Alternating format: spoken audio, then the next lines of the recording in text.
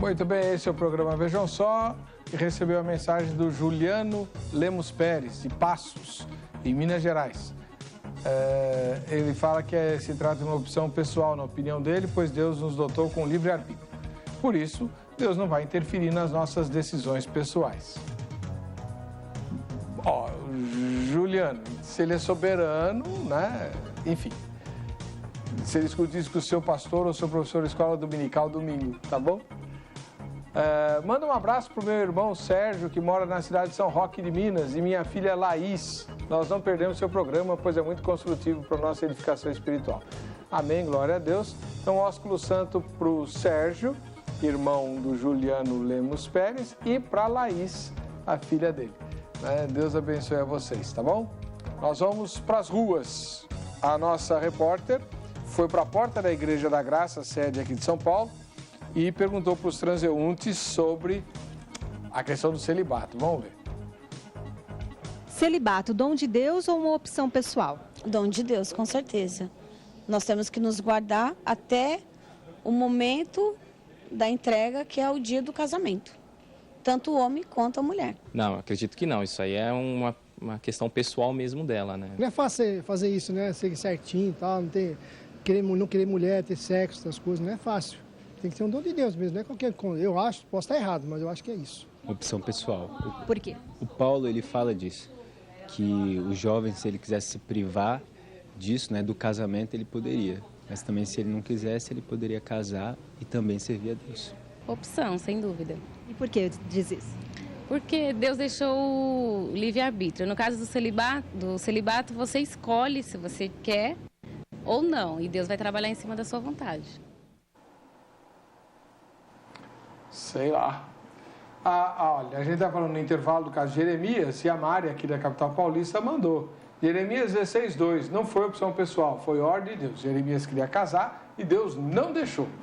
Por que ele não deixou, reverendo? Pois podemos entender aí como um dom de Deus. Na verdade, a gente percebe que dentro do plano de Deus, Deus faz escolhas mesmo. E é muito interessante observar isso, porque há uma referência bíblica quando diz que nem todos são pastores, nem todos são profetas.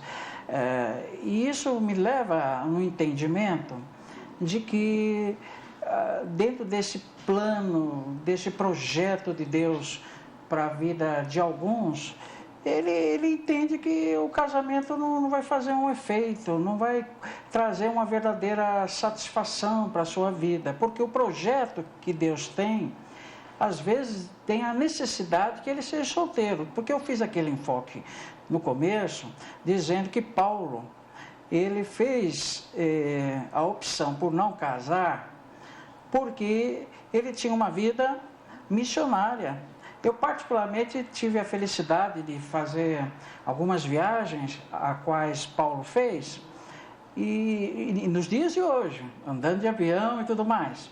Imagine naquela época a dificuldade disso. Agora, trazendo para o momento atual, eu sou pastor, presidente de um ministério, e todo final de semana eu tenho que ir para lá, para cá, São Paulo, Nordeste, Sul, e isso não é possível ser feito, muitas vezes, com a companhia da minha esposa, porque a estrutura dela física não permite viagens longas, e nem sempre é de avião, é muito de carro, então é uma vida de sacrifícios. Quando você observa isso na vida de um missionário, e falando já naquela época, em que as distâncias eram muito mais longas, então é natural que a disposição de um solteiro para esse exercício se fazia até necessário. E não é só isso, né?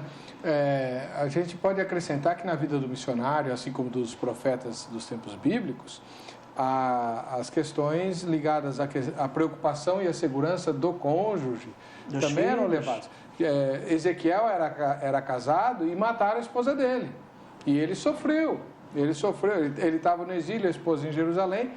ela morreu e isso trouxe muita dor ao profeta. E Deus poupou isso. Jeremias, então, teve uma vida, se você analisar a história de Jeremias, misericórdia. Ainda bem que ele era sozinho, né? Porque o que torturaram Jeremias para ele mudar a palavra dele, né? Fizeram tudo para Jeremias mudar a palavra dele. Teriam torturado a esposa, os filhos, e aí? E aí teria sido, né, muito mais complicado para o profeta. Ele sozinho, Deus segurou as pontas lá. Então, por isso que, viu, irmã Mari, por isso que Deus não deixou Jeremias casar. A Aline de Goiânia, em Goiás, diz assim: a Igreja Católica não proíbe o casamento. Ela dá opção aos que, por amor ao reino dos céus, se entregam completamente. Se não fosse assim, Jesus mesmo não teria dito. Porque há eunucos que o são desde o ventre de suas mães. Há eunucos tornados tais pelas mãos dos homens, e há eunucos que a si mesmos se fizeram eunucos por amor do reino dos céus. Quem puder compreender, compreenda. Mateus 19:12. Quem tiver ouvidos para ouvir, que ouça. Então, Aline, mas a questão não é essa. A Igreja Católica proíbe o casamento, sim, de qualquer pessoa que quiser se dedicar à vida religiosa, como primeira condição. Se eu quiser ser padre, eu não posso casar. Eu posso ter todos os dons para liderar uma igreja, menos o do celibato. Aí não pode. Não posso ser padre, não posso exercer o sacerdócio. Se eu for mulher, não posso ser freira. Então, aí é uma proibição para o casamento, sim. Né? Entendeu? Então, mas se a pessoa não quiser casar porque se faz eunuco por causa do reino, beleza. E todas as manifestações cristãs, os vários ramos do cristianismo, isso é reconhecido.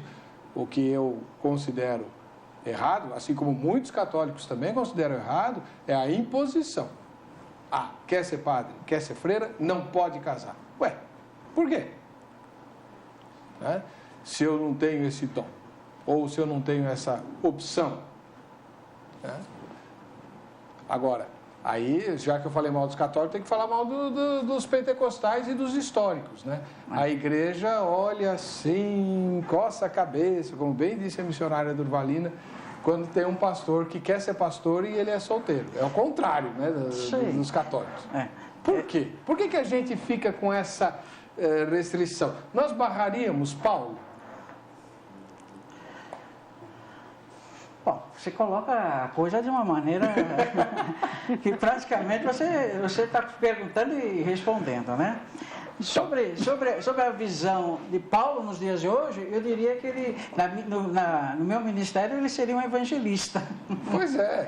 É verdade. Ele não seria um pastor, né? Com todo o conhecimento que ele teve. Porque há pouco você estava respondendo para Aline, acerca da opção que o católico deseja fazer. Eu me recordo, há poucos anos, um movimento de alguns padres que se apaixonavam e queriam casar. Eu trouxe alguns deles aqui. Nós já discutimos o dom do celibato dentro do contexto católico com 2 padres. Sim. Um que era a favor e outro que era contra. E a argumentação que eu ouvi de muitos desses padres que acabaram casando e foram excluídos da Igreja Católica era justamente aquela que eu defendo. A importância da vivência conjugal, da criação dos filhos, para que possa fazer um exercício pastoral mais completo, com a experiência vivida. Então, muitos padres que acabaram casando colocavam isso como uma necessidade dentro do seu pastorado. Agora, tem uma virtude que a gente estava conversando aqui no intervalo, missionária Durvalina, que eu acho que é importante a senhora falar a respeito. Nós estamos falando do celibato e tal, de quem nunca se casou, mas vamos imaginar a pessoa que fica viúva. Né? Ela pode se casar de novo, mas nem sempre isso é bom, vantajoso, viável. Então, uma pessoa que vive o celibato, nunca se casou, ela pode ajudar a quem ficou viúvo a ver essa nova dimensão e opção de vida, não pode?